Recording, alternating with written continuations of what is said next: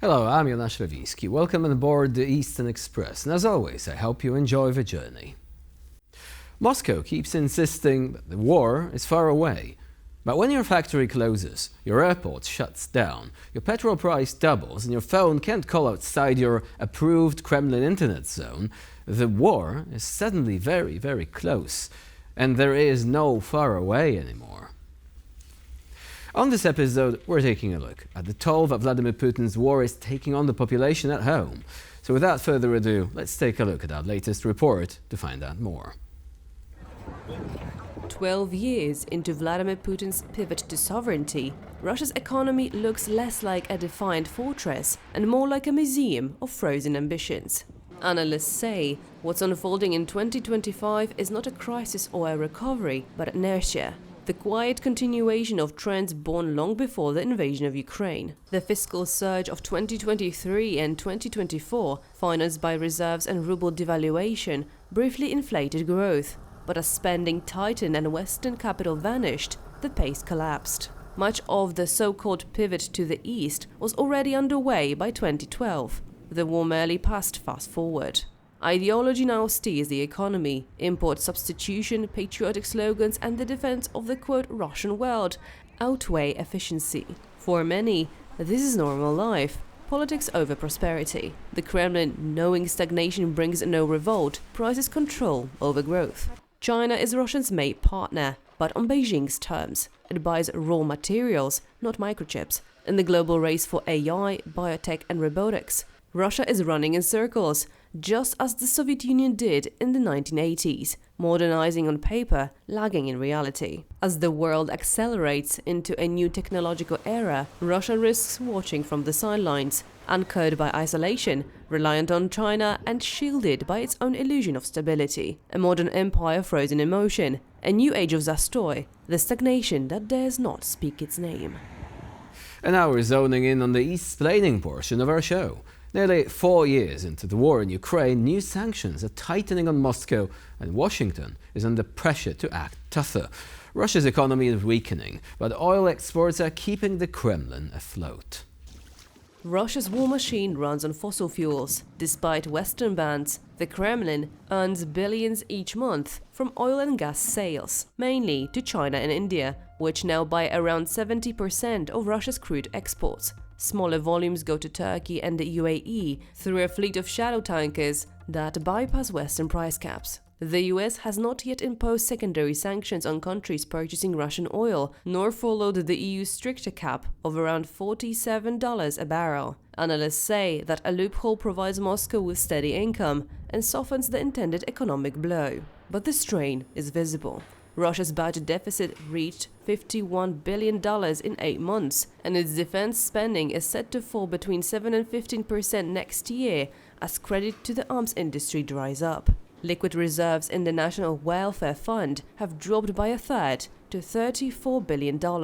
The World Bank expects growth of just 0.9% in 2025. For now, Russia continues to fund its war through discounted energy exports. But if new US and European sanctions close remaining loopholes, the Kremlin's financial cushion could finally begin to erode. And now we're zooming on Moscow and its economy to examine the issue in greater detail. For the first 3 years of Russia's full-scale invasion of Ukraine, a large number of ordinary Russians managed to live in a strange psychological bubble. The war was happening somewhere else. It was caused by someone else, and the costs, financial, moral and political, were supposedly being carried entirely by the state. They could watch drone strikes on Ukrainian cities as if tuning in to a foreign conflict. They could cheer for victories delivered in state media studio spectacles, and then go back to their private lives. But that bubble is now bursting, not because of some sudden moral reckoning, because Russia's war economy is folding in on their wallets, their jobs, their mobility, and their daily conveniences. For the first time since February 2022, the consequences of the war can no longer be pushed to the margins of private life. The Kremlin promised normalcy plus victory. What it is delivering looks far more like mobilization without exit. The first crack in the facade came from a surprising place, the Kremlin itself. In June, Russia's Minister of Economic Development, Maxim Reshetnikov, admitted openly that the country is teetering on the edge of recession. Yet the most revealing part was not the warning, but the timing itself. Moscow would not be preparing its own audience for stagnation unless it already expected citizens to feel it firsthand. The second crack came from the labor market. According to pro-regime reporting, 12% of Russian companies are planning mass layoffs this autumn, largely because consumer demand is collapsing. Private companies, already suffocated by wartime distortions, are refusing to bleed further, while the Kremlin diverts capital and manpower into defense procurement. The partial mobilization of men in 2022 is now quietly being mirrored by mobilization of infrastructure, labor, and even the advertising market into a single militarized pipeline. If you're not fighting, you're expected to manufacture. If you're not manufacturing, you're expendable. And then come the drones. Ukrainian long-range strikes and refineries and industrial targets have already disrupted capacity by as much as 15 to 26%, and that's according to Russian military commentators themselves. Russia cannot simply replace refining infrastructure with imports, not while under sanctions and not at a scale. The full impact is cumulative. Every month of downtime compounds the next, and every refinery forced offline by a drone widens the inflationary hole the Kremlin's trying to conceal. For now, the most visible ripple effect is pump prices. But fuel in Russia is the bloodstream of the real economy. Russians may not care that Ukraine is defending itself, but they do care if their flight to Sochi is cancelled. The Kremlin can still suppress outrage, it can still criminalize speech. What it cannot do is keep the war out there any longer, not when it is now reaching into every airport, every petrol station, every payslip, and every phone. The walls are closing in, not because of politics, because of reality. And reality does not obey the Kremlin. And now here to shed more light on this story is Olga Zadrożna, Professor of Economics at the Rewiński University. Hello and welcome to Eastern Express. Hello, thank you for having me. So what is your opinion on the Russian economy? Do you think that it is heading for a period of stagnation, or could something more dramatic be actually in the works further down the line? Well, definitely the Russian economy is heading for the stagnation. It is stagnating right now, and the Russian officials also admitted to this. There are many stress signs that Russian economy is not in a good shape and maybe heading for the full-blown collapse. Among those signs, we see first of all the very successful air drone strikes of Ukraine on the Russian oil refineries that put very high pressure on Russian consumers, and the exports of oil of Russia abroad. It has been falling for some time now, and there are shortages of gasoline inside Russia as well. So that's the first thing. The second thing before we is actually that go to the second one, because this is very interesting, how much capacity would Russia need to lose in order to rethink its strategy? Right now we're talking various estimates between 20-something, 30-something percent. Russia, of course, is trying to rebuild those capabilities. Nevertheless, how much of the refining capacity would need to be erased in order for real problems to begin, both domestically and on the front lines? Well, I mean, the problems are already there, even with these attacks, the air drone strikes that Ukraine did. It's already really bad in terms of the Russian market itself, but also the exports. It all will depend on whether Russia receives any kind of support from third countries. And here, I mean, North Korea in terms of ammunition, in terms of North Korean soldiers for the front lines, but also China in terms of the economic support. We don't really see the signs that China will be supporting Russia economically although it's the situation is dynamic, so it may change as the Russian economy is starting to collapse.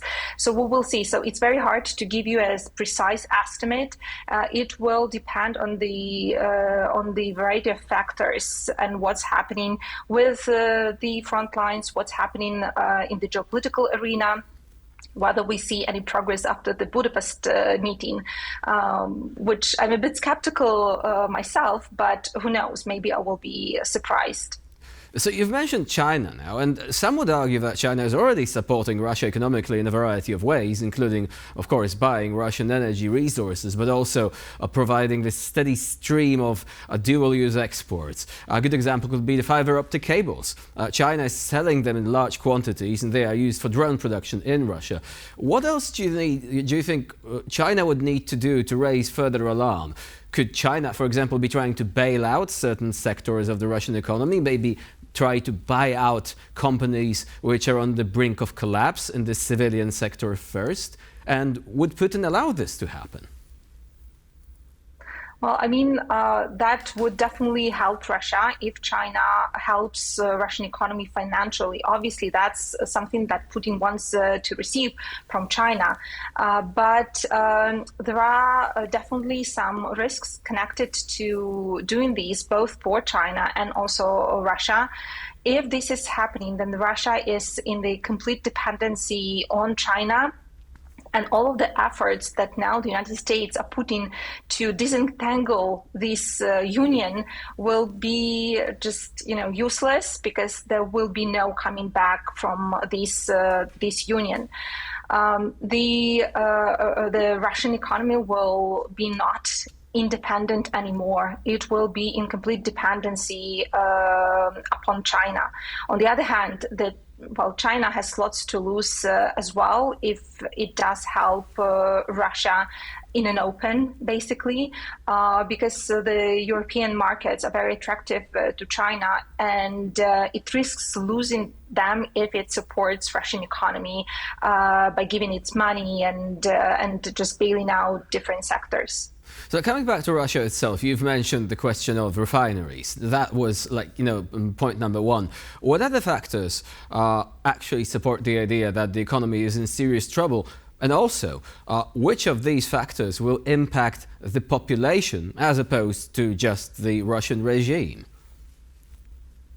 Well, definitely. Other factors that point us to the conclusion that the Russian economy is in deep distress is that the prices for goods and services in Russia are skyrocketing. The prices for ordinary Russians for food, for gasoline, they are really high. The ordinary Russians very often cannot afford to use the usual, basket of goods and services what they used to buy before the war. The construction sector is in deep decline. Many companies are announcing bankruptcies, and the construction sector overall is usually a marker for the economy, whether it's in good shape or not. And evidently in Russia, it's not in a good shape. We see many state-owned enterprises either heading for bankruptcy or being highly indebted. Gazprom is the company on the top list when it comes to the debt that it has, net debt that it has. Along with Gazprom, we see on that list the Russian railways, for example. That rumor has it that they are going for bankruptcy themselves. They are announced laying off of the top management staff, and they will be also furloughing other employees as well in the near future. We see many companies transferring to four days work week, which is, again, that's the sign that something is not going well inside the economy. We also see the troubles when it comes to the taxes that are planned to be raised next year. When we look at the federal budget for 2026, we see that the VAT is going up by 2%, and it means that this will hit harshly the small and medium-sized businesses, especially. When it comes to big businesses, of course, they will be affected, but then if these are huge state-owned enterprises, then they can count on the help from the federal budget, while the small businesses, they will just bankrupt. So how will this impact Vladimir Putin's decision-making process? Because obviously he lives in a bit of a bubble. He is told the best possible version of the situation on the front line, for example. But there might actually be instances of trouble on the domestic market that he could not ignore. The question is, who is going to tell him? Is it going to be the chief of the central bank? Is it going to be the oligarchs? Do you think that perhaps some protests could erupt? I mean, we've seen a few examples of that recently, but nothing on a scale that could threaten his grip on power. What do you think is going to happen in this regard? Well, first of all, I'm a bit skeptical about the fact that Putin doesn't know the real situation. I think he's well aware of the situation, and that's why he made that phone call to President Trump asking for a meeting, because he was so scared that the situation will be changed for him when the long-range missiles will be given to Ukraine. So, but that's kind of like, this is the side point. The point that I want to make is that for the Russian economy to go into the complete collapse, we need to see that several sectors are collapsing at the same time simultaneously. And these may include, for example, bank runs, hyperinflation, massive layoffs, shortages, and then consequently the rationing of food and the mass mobilization. When we see all that, then the Russian economy is collapsing. To achieve that, or for that to happen, there must be some either internal or external shock. The external shocks may include, for example, the plummeting in oil prices. And so if Russia doesn't get the oil and gas revenue anymore, then it won't be able to finance its economy. Or it may be the, for example, weapons given to Ukraine and all restrictions on Ukraine using the long-range missiles taken away, and so Ukraine can collapse the front lines. When the front line collapses, then it's also potentially maybe a trigger for the Russian economy to collapse. Well, internally, I think it's very difficult to achieve that shock currently, right now, because I don't think that the Russian society has the protest ability as of this point. I've been doing research myself on the protestability of Russian society at the very beginning of the full-scale invasion, and what we see is that they're not mobilizing forces. They're not being united for the critical mass to be achieved and for the things to be changed. But I also see the signs that, for example, in many regions of Russia, the payments for the soldiers to join the military operations, they are reduced now. And what I look at especially is, for example, the Tatarstan and also the neighboring regions. There, those payments are being reduced drastically. And for me, these are very small, but still the signs that maybe when the money stops flowing from Moscow to the regions, there will be some kind of maybe not protestability, but the ability to change things. And yeah, the Tatarstan here is the black swan that I'm looking at myself. Olga Zadrożna was our guest today here on Eastern Express. Thank you very much for joining us here today and for sharing your insight. Thank you very much. And now we move on to Eastern News Flash, a series of all the other stories from the East that you absolutely don't want to miss. Donald Trump says Russia is unlikely to give up all of its gains in Ukraine and hints a future peace deal may involve territorial concessions. US President Donald Trump has indicated that any potential peace agreement between Russia and Ukraine would likely involve Moscow keeping some of the territory it has seized since 2022. In an interview with Fox News, Trump said Vladimir Putin has, quote, won certain property and signaled that Russia would expect to retain it. The statement marks a shift from earlier comments in September, when Trump supported arming Kyiv with Tomahawk missiles and called for full liberation of Ukrainian land. President Volodymyr Zelensky rejected the suggestion, repeating that Ukraine, quote, won't give anything to the aggressor. Trump is expected to meet Putin in Budapest in the coming weeks, following their recent phone call and a separate meeting with Zelensky at the White House. Estonia and Latvia are moving to curb Russian influence among the Russian-speaking minorities amid growing security concerns. Authorities in Latvia and Estonia have introduced new restrictions on Russian nationals and organizations in response to what they describe as ongoing Kremlin efforts to destabilize the region. Measures include phasing out Russian language education, stricter citizenship rules, and bans on pro-Russian religious and civic groups. Officials in Tallinn and Riga say the changes aim to strengthen national security and reduce vulnerability to disinformation. Around one-third of Latvia's population and one-quarter of Estonians speak Russian as a first language, a legacy of Soviet-era policies. While the Council of Europe has raised concerns about minority rights, both governments insist the moves are necessary to protect democratic institutions. And for this episode of Eastern Express, it's the end of the line. Please stay with us here on TVP World for more latest news and updates.